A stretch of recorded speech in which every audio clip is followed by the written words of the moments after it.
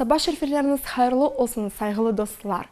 Мы рады снова вас приветствовать и приглашаем вас на наши занятия. Сегодня мы расскажем вам, как можно поработать над нашей растяжкой. Натянули носочки, спинка ровненько, ручки открываем и обязательно держим спинку ровненько. Показываем пяточки, носочки, пяточки, носочки, пяточки, носочки, пяточки, носочки. Поднимаем ручки высоко и не забываем про нашу осанку. Тянемся к полу и раз, два, три, четыре, наверх. Раз, два, три, четыре, вниз. Раз, два, три, четыре, наверх. Два, три, четыре. И делаем хорошую красивую складочку. Когда мы делаем складочку, носочки должны быть натянуты, коленочки должны быть ровненькие. И спинка ровно должна прилегать к нашим ножкам. Поднимаемся, открываем ножки широко.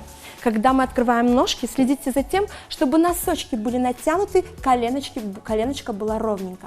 Открываем наши ручки широко и тянемся вправо и влево. И раз, два, и три, четыре. Раз, два, и три, четыре. Далеко. Раз, два, 3, 4. Подняли ручки наверх для того, чтобы выровнять нашу осанку. Поворачиваемся в правую сторону и легли на ножку. И обязательно снова же следим за нашими ножками.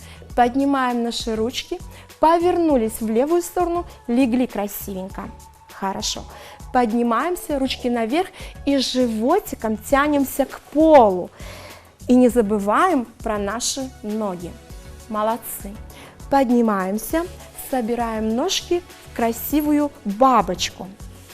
Упражнение называется бабочка. В это время вы можете легко подавливать на ножки, для того, чтобы растяжечка была с каждым разом все лучше и лучше. Делаем складочку, бабочку, при этом тянемся. Складочка, бабочка, складочка, бабочка, складочка, бабочка. Открываем снова же складочку ножки и открываем ножки широко. Да? И носочки натягиваем, мы делаем упражнение солнышко. От правой ножки нам нужно обязательно тянуть животик по полу.